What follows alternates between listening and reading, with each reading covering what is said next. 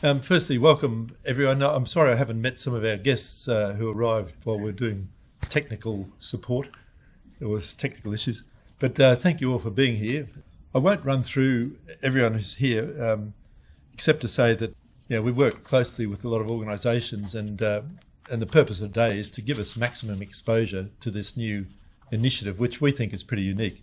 It's really a big deal for the society. We're a small society, but I think we tend to fight above our weight a bit. And really, this new initiative on the website is all about meeting our charter, which is to enhance community understanding of the Navy and Navy's history. And we like to work closely with Navy to achieve that. A number of our guests have travelled from interstate. And Admiral Sinclair, thank you for coming down from the mid-north coast. It's really great that you could be with us. And Admiral Smith, thank you for giving up your time today. I know it's a pretty busy time for the Navy, and the fleet's, I'm sure we're going to hear about what the fleet's up to shortly. So why is this project a big deal for us? It started about a year ago with the concept of linking history and marine art. And really the idea was that it's an opportunity to expose art lovers to naval history, and vice versa, people who are interested in history to see history through the eyes of an artist, another perspective on history. But we did go outside our normal role or our normal parameters for deciding what projects we'll run. Normally we'd like to have funding up front before we start any initiatives. And the other big concern we had was copyright. If we start putting up images of people's artwork in public, then that was a major concern to the committee. But fortunately, once we started talking to artists in particular, and sort of experiencing their enthusiasm and support, the worry about copyright went away, which was great. Funding, we've still got funding application in with DVA for a grant, so hopefully we'll know about that shortly. And today, this is a big event for us as well, so it's wonderful that you can all be here to join us. Now, just the website itself, our web designer and manager Belinda will give us a walk through the site shortly. But on the pages you'll see there's at least 200 artworks which we've already put up on the site, and there's about 50 artists represented. A lot were war artists, and the paintings, some of the paintings are over 100 years old, and a lot of them they're actually on our website. We've got links to War Memorial, National Maritime Museum, and other sites where these actual paintings are either located or are just images provided. And actually, I've been amazed really at the number of fantastic paintings of RAN ships and people that are actually out there. We've got about another 200 yet to load up onto the website. The artist with the greatest number of paintings, actually, that we've got featured here, was Phil Belbin. And Phil Belbin was contracted by the Navy back in 1986 for the Navy's 75th anniversary, and he painted about 26, all in a fairly short period of time. And they were published in a book with a lot of history about the Navy over the 75 years. And that was a limited edition. But we do have at the back of the room, if you're interested later, there's a smaller book with all of Belbin's paintings there. They'll be familiar to a lot of people, I would imagine. There's other artists as well, obviously quite well known. Again, war artists, Arthur Burgess, Dennis Adams and John Alcott are on there.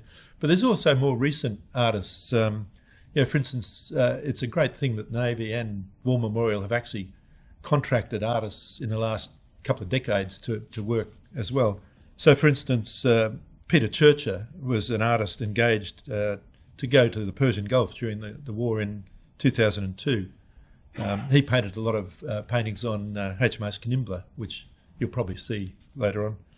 And similarly, Robert McRae, another artist, he was appointed as an official artist to the RAN during the period 2005 to 2008, and he did a lot of deployments, offshore exercises and that sort of thing. And we've got 15 of his paintings featured on the website as well. A lot of artists are still practicing, very active, and it's just unfortunate that a lot of them can't be here today. Some are overseas, interstate, some have medical issues. But members of the Australian Society of Marine Artists that we've have been extremely helpful to us during this process. Stan Stefaniak, Robert Carter and Darryl White. Darryl's actually one of our members, and Darryl was a leading seaman on Adelaide when they did the Bullymore rescue, and he came to my attention when we saw at a Marine Artists exhibition his work on the rescue of Tony Bullymore. So Darryl, we've helped him with a couple of paintings, and he in turn has been very supportive of us. And hopefully in the absence of those artists, and Captain John Dickenberg, retired, who's also, as King mentioned, is New South Wales President of Society of Master Marine Artists. Now, just turning to the most popular subjects, it's interesting, and probably maybe no surprise, that HMAS Sydney 2 was the most popular subject. That we've actually got 8 paintings of Sydney 2 on the website, and Sydney 1 there's 6 paintings, and then HMAS Perth there's 4 paintings. Obviously Sydney 1, a lot of them are the Sydney Emden engagement, and with Sydney 2 it's the Sydney Colleone engagement. But just the volunteers who worked to put this together, the lead volunteer was a lady called Lorraine Files. And Lorraine is really sad that she can't be here today. She joined a cruise ship yesterday. So, but she did an enormous amount of work, contacting or collecting the images, contacting artists, putting together the narratives, the historical narratives, liaising with the artists, liaising with the galleries and the War Memorial. So it was a huge amount of work for her over the year. Then we had other volunteers who assisted with resizing images and proofreading, that sort of thing. So it's been a long year for those volunteers, and I think the result I'm very happy with. I hope you'll agree later. Now, just sort of going along, looking at the technical issues, Belinda, you'll meet shortly. We went to her with a number of broad concepts, ideas of what we thought this should look like, but she very patiently worked with us, and it evolved over time. So we didn't understand the technical requirements, but she did, and then converted our ideas into the reality that you'll see today. And I think we all enjoyed the process. So it's now complete. The next priority for us really is to ask you, and particularly organisations that you represent, to go out and talk about it. So hopefully later today there's information on the table, little cards with the URL that if you want to spread to others, that would be appreciated. Anyway, that's enough for me. Thank you for joining us. I hope you enjoy the day, and we'll get on now and display this. We've just got to change computers. Start at the beginning. So I've been so busy working on this that I didn't really get time to prepare too much, so I've just been thinking about what I wanted to say on the bus on the way here. But I just wanted to quickly say that it's been an absolute privilege to work on this and to work with the Society for the last 8 years or so, and what we've achieved on the whole website. The volunteers are incredible, what they've put together with all the newsletters, the website, the publications, the tours, the products, the webinars. It has all come together to this amazing package to tell the story of the naval history. I'm really proud to be a part of it. So we put this collection together, and we just wanted to make it as accessible as possible. So if you know what you're looking for, you can dive straight down here into search by vessel, by artist, or by setting. But for the rest of us who just want to take a journey through everything, we can start with all vessels. And you can see, it's going to be a little bit slow to load. It's coming. Yeah, so we'll scroll through all of the images so you can see every single vessel listed, and it's very comprehensive. There's usually a lot of great images there. And connectivity issues, okay. And so, yeah, you can click on one of these to see all the paintings that are listed. Hopefully they'll come up. Very slow. We've got to call them something out.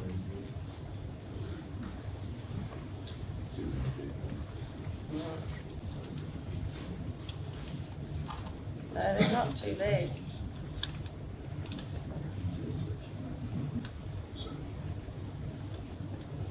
Yeah.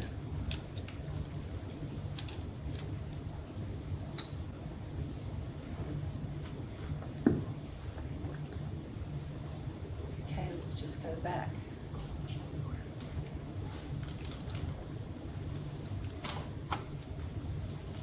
We're stuck. Sorry, this is the hotel Wi-Fi, unfortunately. Oh dear, I'm not going to be able to demonstrate much. Okay, so we're back to this page. I'll try a little one. So if we go to settings, it's fingers crossed.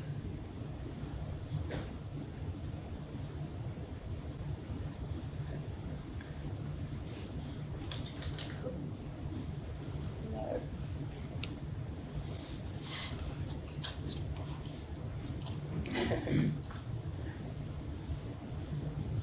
Okay, it's a shame that these types of things happen when it's all live.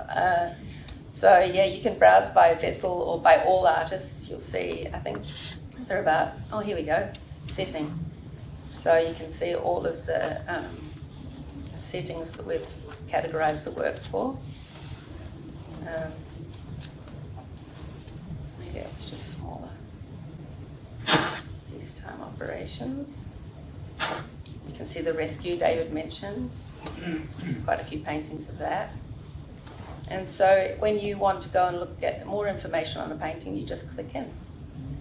And you can see the painting, any information that we've included about it, some information about the artist, and some external links, other work by on the same vessel. And you can go to the artist to see more work by that artist. There's only one in that case. Okay, so now that we're loading better, you can have a look, just dive into an artist. What did you say, Phil Belbin? Phil Belbin, here's all of his paintings. So you can just go on a journey around by clicking work that you like, into artists, into vessels. We've even made a section at the top where you can view sailors at work or sailors at rest. So that's interesting to get the life on board. I particularly love this one. Just, I guess, experiencing these stories through art it's just like another way an emotive way to immerse yourself in it, like this incredible painting. So anyway, this is just a sneak peek, and when you get home you can travel through and go on your own journey. Yeah. That sums it up. There's some incredible paintings. I love the watercolours, like this Rex Julius. Absolutely incredible scenes of life on board.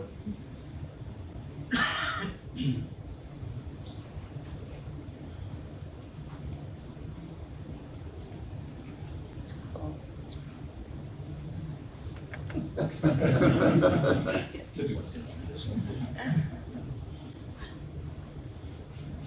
So yeah, and I'm an artist too. I've entered some prizes. I've been hung in the Art Gallery of New South Wales for the Silman Prize. So for me, this was, a joy to go through all these beautiful artworks. Okay. What else? Oh, Ships and Aircraft and Company is fantastic too, just to see sort of. This is fantastic. Look at the energy in there.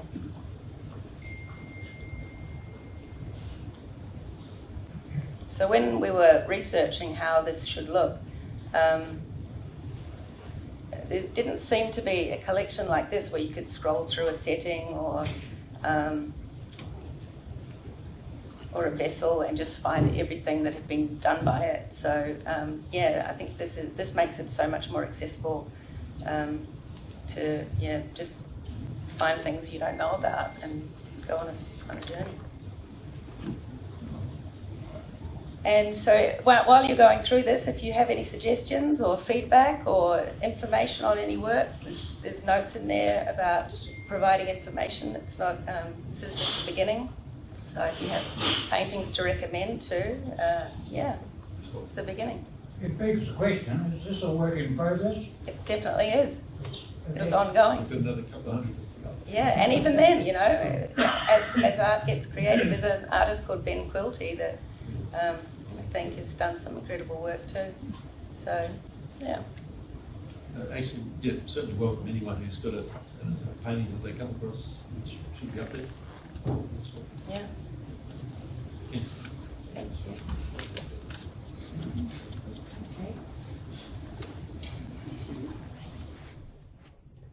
Thank you, Belinda. That's an amazing website, and I can't wait to have a really good look at it.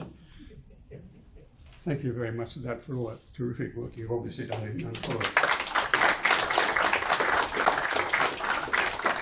And I call upon John Dickenberg, who's the president of the Australian Society of Marine Artists, a wonderful group of people, wonderful group of work they do, to talk about an artist's perspective.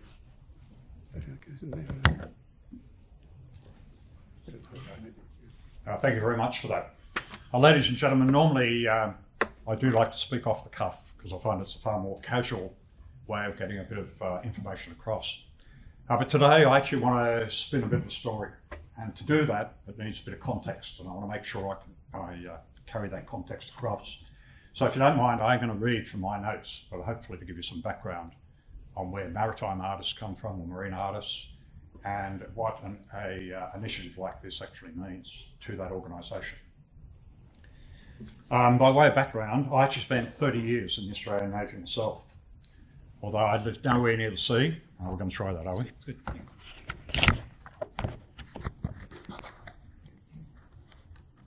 Hello.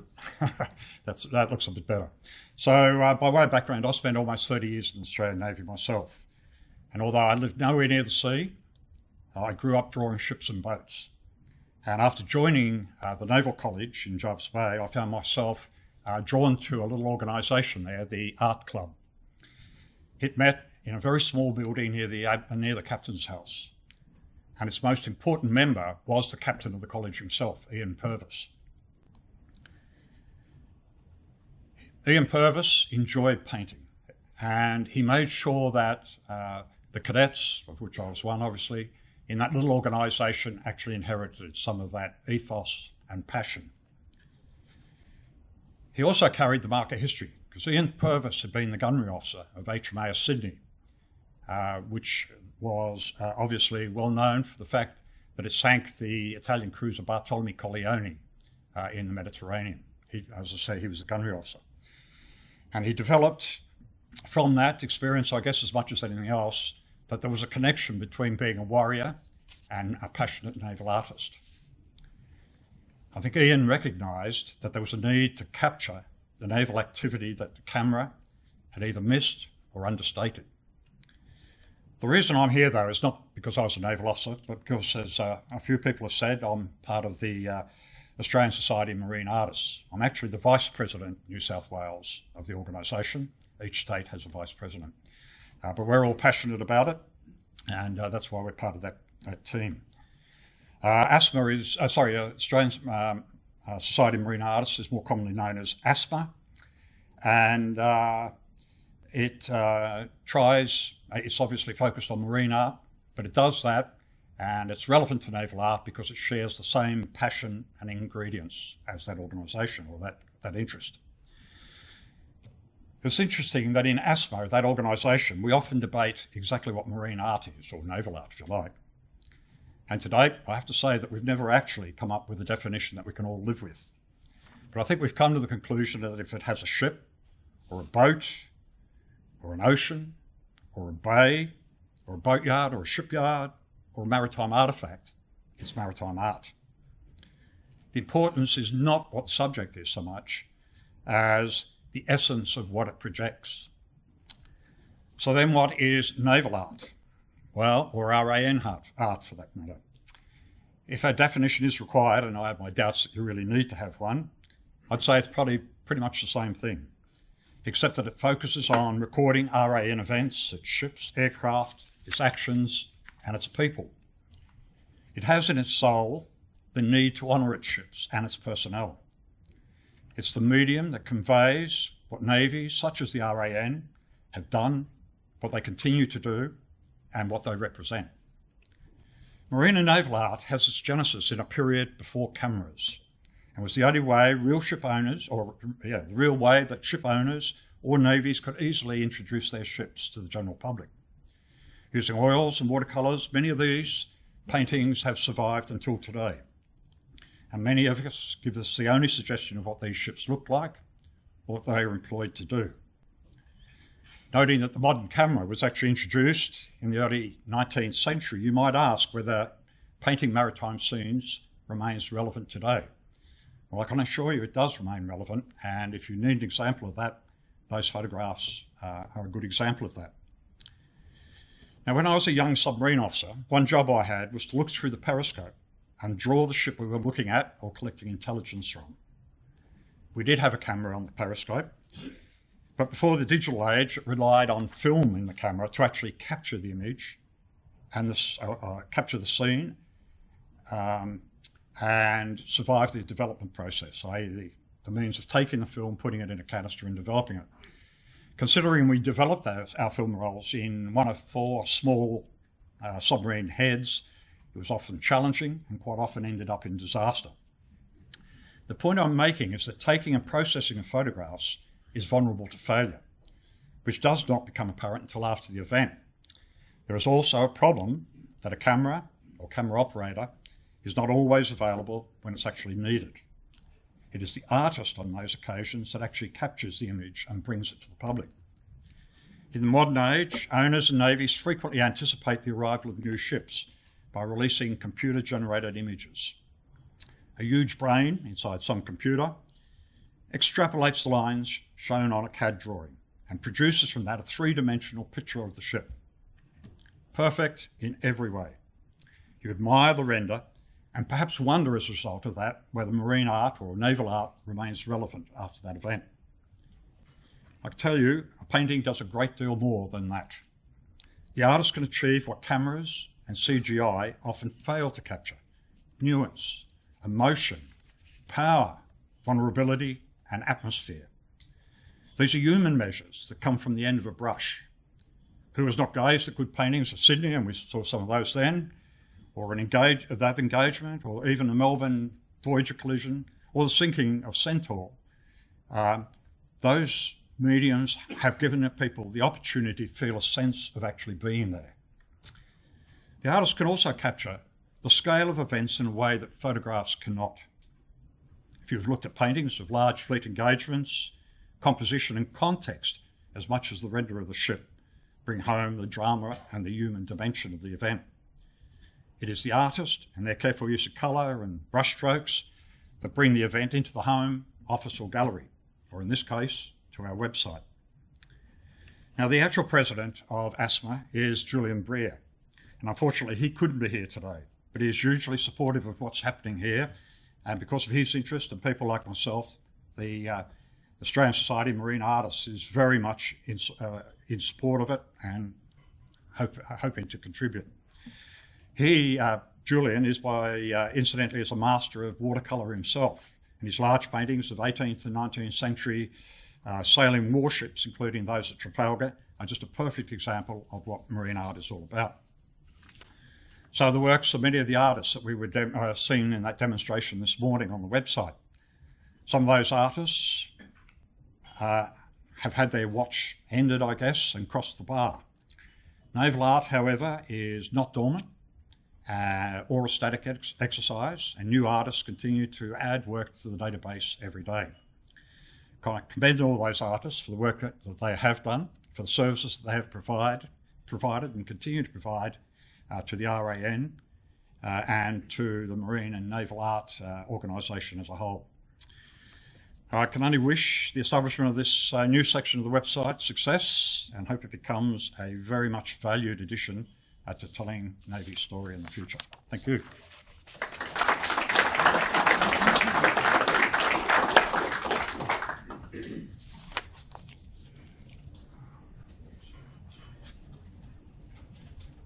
Now invite Rear Admiral Christopher Smith to come forward now to launch this project for us, and also then to carry on and give us a little bit of an update on what's happening with the RAN these days, of which we should be aware.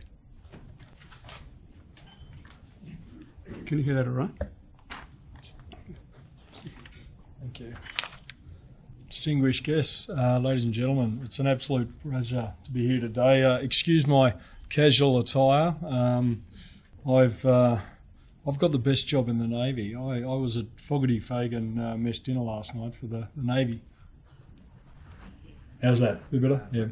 I've got the best job in the Navy. Last night I was at Creswell for the Fogarty Fagan mess dinner. For those with naval background will understand the importance of that, which was a really great night. And to ensure that I got back here today, I organised a training flight for some of our young aviators. So had to fight my way through a mob of kangaroos to get to the aircraft. The kangaroos down there are so used to helicopters, they literally just stop and watch it land and take off. They don't move. And so then we flew about 500 feet off the water, about a couple of hundred yards out to sea, all the way up the cliffs this morning, came in, did a bit of whale watching, landed at Randwick, ducked straight across, promoted a fine young officer from commander to captain, and then jumped in a car and came over here. So although the uniform might look a little bit relaxed, there is a reason for it. And as I mentioned, I do have the best job in the Navy, and I would argue more broadly. The stories we tell ourselves are incredibly important and really powerful, and they shape the perception of our reality. Art, whether it be visual art, whether it be music, poetry, movies, it captures a moment in time. And what it does is it captures our understanding of that moment, and it evolves us culturally, and it also sets our own belief structures and how we look at the world we live in. So it's an incredible, powerful medium. And I think it is no more important time than now to have the story of our Navy, both past and present, captured and presented, because in times that we have, which are strategically challenging, it's important to understand what such an important foundational piece of our nation, our Navy is, and our sister services as we go forward. I particularly find visual art, but all builds really strong neuro connections. So it's not just about looking at a piece of art and appreciating it for what it's for. It has an emotional anchor with us. So looking at a piece of art, and if you're a sailor and you're looking at the mess decks and some of those other pictures there, you either have this warm feeling or you have hairs raised behind your back, or you may have do a little bit of both.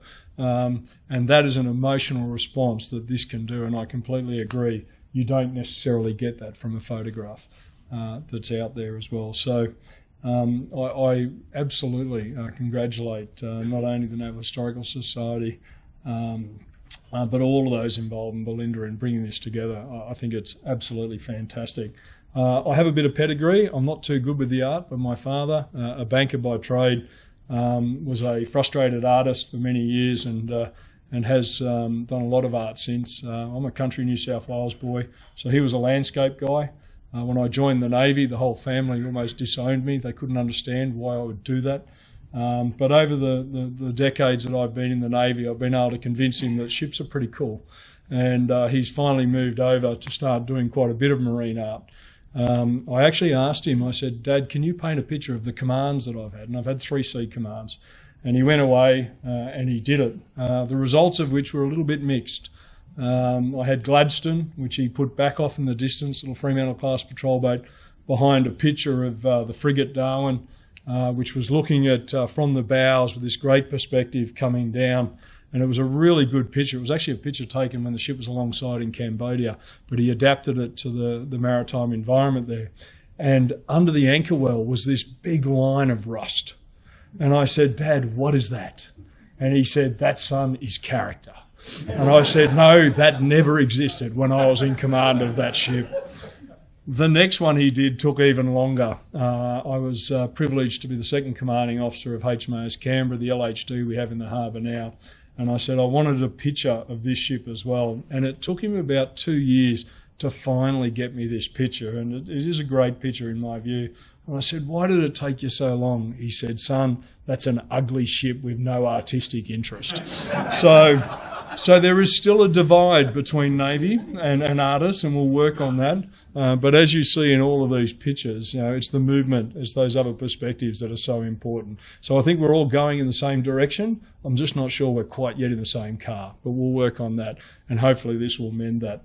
I am here, and I'm not sure if there's anything more official in around it, but to open the website officially, and congratulations. It is magnificent, and I will be talking about it and getting out there and ensuring that we do see as much of this as possible. And our young people can contribute to this as well, because I know we have young kids doing great artwork out there in the fleet, and we'll do that. So I commend it to you and others. Jumping from there to the next point, what we're up to. There's a lot of media about the Navy, and many of you will have heard it, and much of it's focused on very negative aspects. But I'm here to tell you that the Navy is in pretty good shape. This year, 2024, has been a very busy year. We hear a lot about nuclear-powered submarines, and many people think of that as something that's off into the distance going forward. We have three at the moment, 3 personnel currently deployed on US nuclear submarines at depth in the Indo-Pacific, and have been now for a number of months. And these aren't Australians sitting on US nuclear submarines in liaison roles or gaining experience. These are 3 people that have been through the nuclear schools in the US and are filling positions on those boats. These are the people who will be our first engineers, COs and warfare officers in our first Virginia class, which are coming in the early 30s, which is not that long away. We will have gone from decision to operating a sovereign nuclear submarine in under a decade. And people say that's hard and it won't happen. I can assure you it will absolutely happen. We have 3 there at the moment. We just had the top student in the UK nuclear powered training program come through. It was one of our young female engineers who topped it quite convincingly. Of the nuclear trainees we've had go through the US system, every single one that has gone through, and they've gone through in 1s and 2s, has been in the top 5 of every class that they have done. We will have 100 submariners in the US system by the end of next year. That's just over half a Virginia-class submarine crew going forward, and we will grow that out over time. We are also building all the systems, regulations and other aspects. Earlier this year, we hosted our first major maintenance period of a US nuclear submarine, USS Hawaii, over in Stirling. And not only did we host them alongside, we actually deployed about 30-odd sailors and officers to Guam for 6 months to get accredited and qualified to actually conduct the maintenance on that submarine. They didn't play with the reactor, but they were doing and certifying the maintenance that they were doing on a US submarine in Western Australia. This is not something we aspire to. This is something we are doing. And the US are completely and utterly supportive, as are the UK, and we are moving forward really quickly. And from all accounts, from everyone I speak to in the US system, they have been more than impressed with the quality of our people, which doesn't surprise me. We have great people in our organisation, and we will get to that target as we go forward. And for all those who say it can't be done, I remind them that's exactly what they said about the Harbour Bridge. All the rumours about the bridge wouldn't meet at the middle, it would collapse before it went forward. We've been driving on that for a while now, and it's doing all right. So I have faith in not only the organisation but the nation to be able to achieve that. The Service Combatant Review came out earlier this year, where we reviewed where we were going in terms of our major fleet units, the things that you'll most often see in the pictures here. And it was decided that we needed to grow that capability. So at the moment, I have a surface combatant fleet, a major fleet unit, surface combatant major fleet unit of about 11 ships. That's going to grow to 26 over the next decade and a half. So we are more than doubling the size of those combatants going forward. And again, this is not something we aspire to do into the future. The decision on which one of those ships will be made early next year, and the first one will be brought into service in 3 years.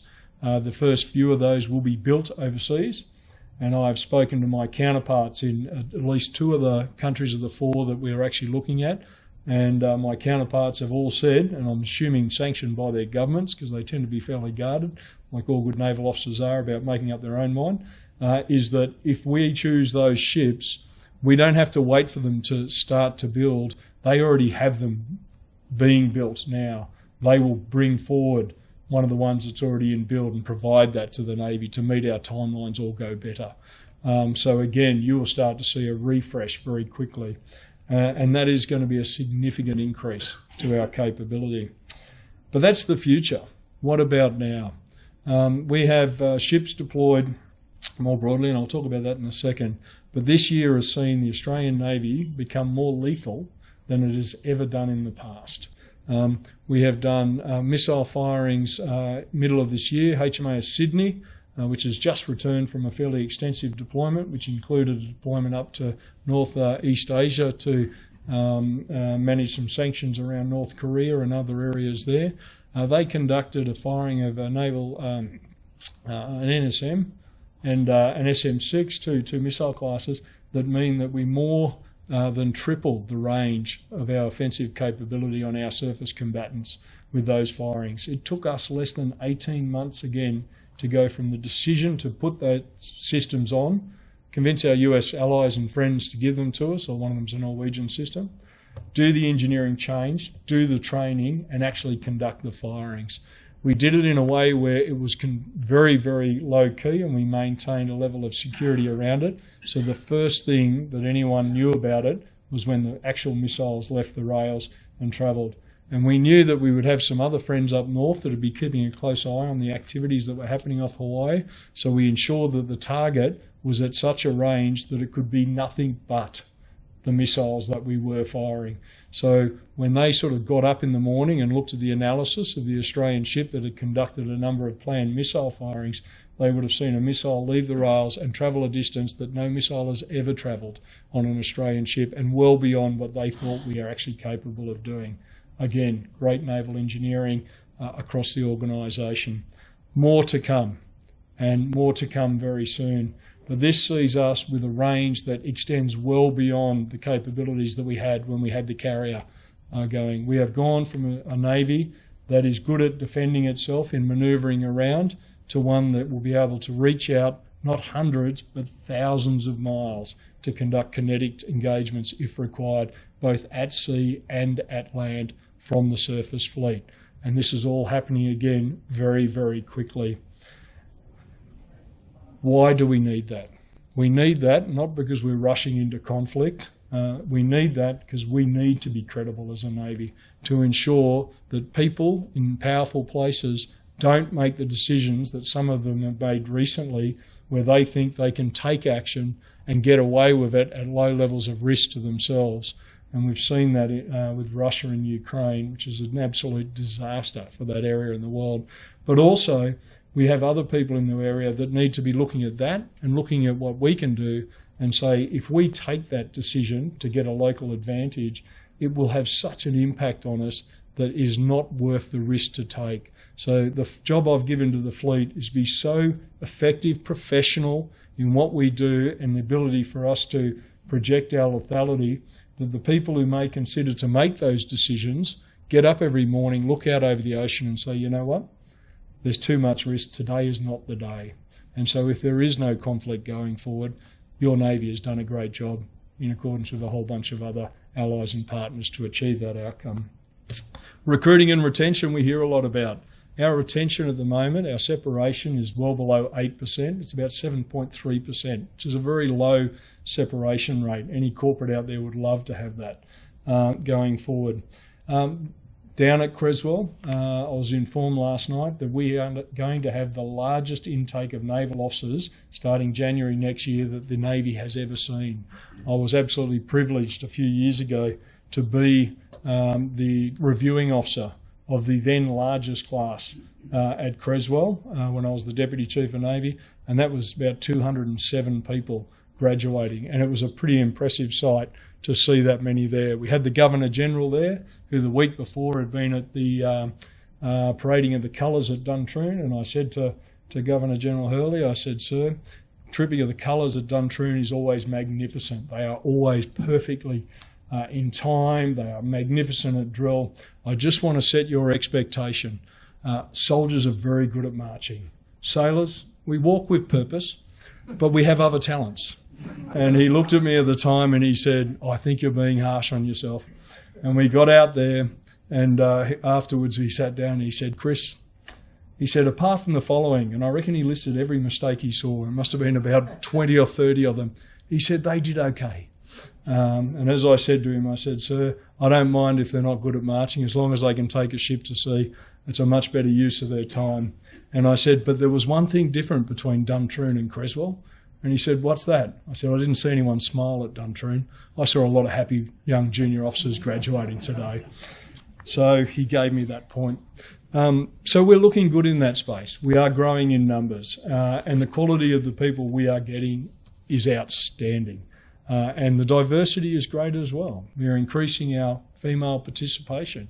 I will have 2 female force commanders in fleet next year. When I started the job, there had never been a female force commander. I told the chief, "I will have one before I leave." And he said, "Which one?" I said, "I'm not telling you, sir, because I had an idea who it would be, but if I do, people will work towards getting that one and they'll say, tick the boxes, done." I said, "I'm going to leave that open and we'll get after it." I'm happy to say that was a good tactic, because I'm going to have 2 that are going to be, including my deputy fleet commander, which will also be a nice change because, as I mentioned, country boy and my father with landscapes. I'm a kid from Trangie, which is 72 kilometres west of Dubbo. It's a town of about 1,000 people, and I often get asked, "Why did you join the Navy?" I joined the Navy because dating my cousin wasn't a risk, it was an inevitability. But it was a great decision and a great opportunity. But the quirk of it now is the deputy fleet commander is a Dubbo boy. So the fleet at the moment is currently being driven by a couple of kids from Western New South Wales who'd never been to the beach before they decided to come and join this outfit. So a little bit of diversity in that space there, but I think the next deputy fleet commander is actually a bit of a coastal girl, so it'll be a great outcome. In terms of where we are, I have a ship on the west coast of the US about to do some pretty amazing stuff that I can't go into, but I expect that you'll hear about it by the end of the year. They'll be over there over the Christmas period, and they'll return to us early in the new year, having been deployed for the best part of 5 months, doing some really great work. At the moment, we are doing an amphibious landing in Indonesia, which is multinational.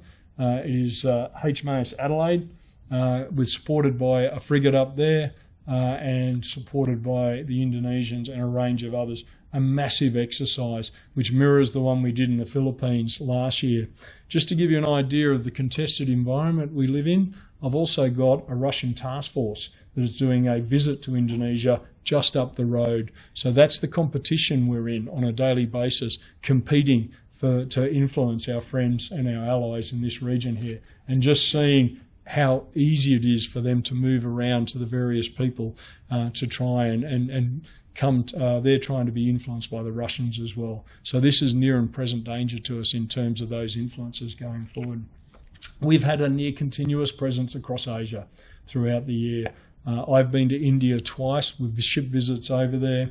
We have been as far north as Japan for both submarine and surface combatant visits. As I mentioned, India for major exercises early in the year, ships in the US at the moment. I have a meteorological team in Antarctica down there at the moment that's doing hydrographic survey work down there during the summer period. We are a global nation We are a regional Navy with global influence, and we have people in all those spaces. We also have uniformed people supporting evacuation of personnel out of Lebanon, and we obviously have a whole range of people supporting activities in Eastern Europe as well. And you may have heard recently a number of additional gifting of military, whether it be tanks right through to some of the RIBs, rigid hull inflatable boats we're using, to the Ukrainian military. That'll be happening shortly. So we are engaged in those space there.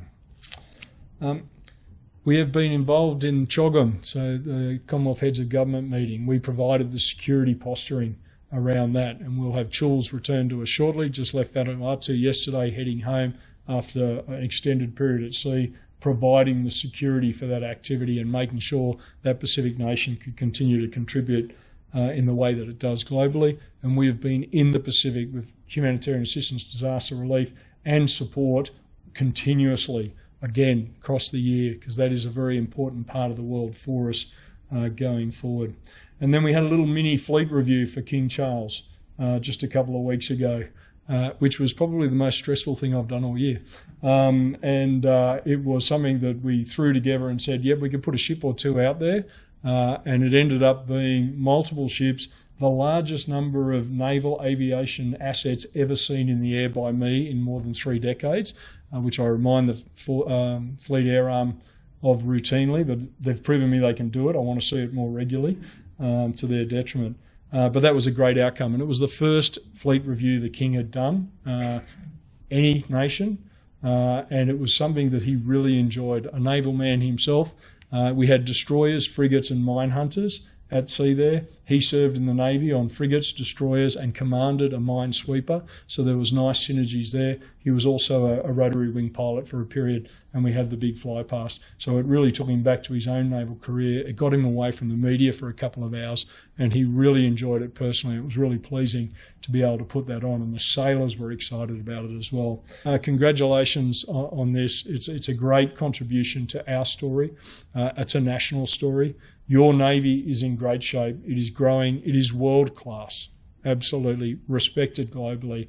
And the support that we get, not only from yourselves, but the community is so important to us. And again, this will contribute. So again, thank you for the invite, and I hope that was informative.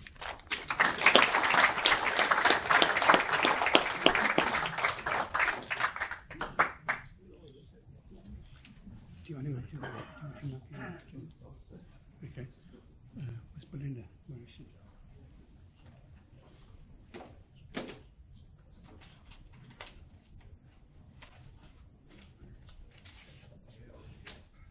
Is Belinda still here? Belinda? Yes. Good on you. Oh, I see you. Yeah. It's all right. You can leave that alone. Leave it alone, Belinda.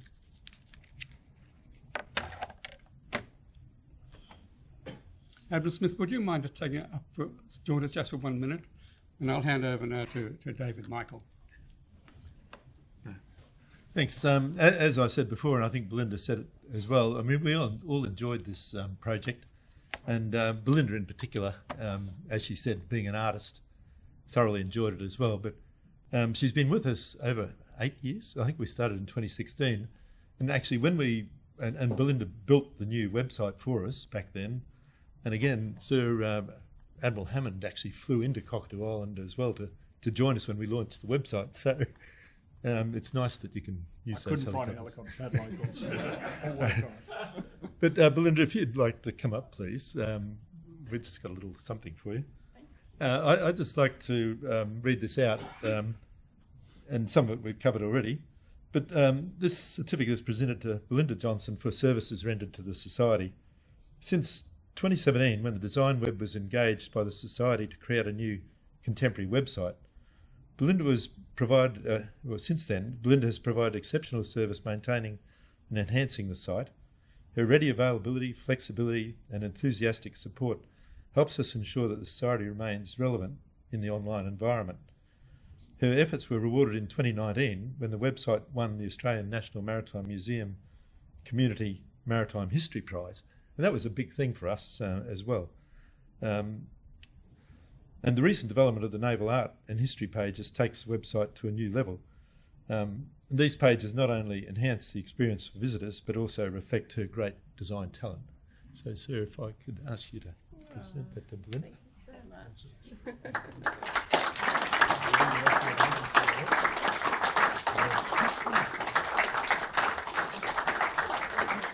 There's more. There's more. No, congratulations. Thank you so much. Our Oh pleasure. my gosh. Can I just say quickly? Yeah. I absolutely love all the work that we've all done together and the friendships that I've made working with the Society as well, the community that you all have. It really is something special. Thank you.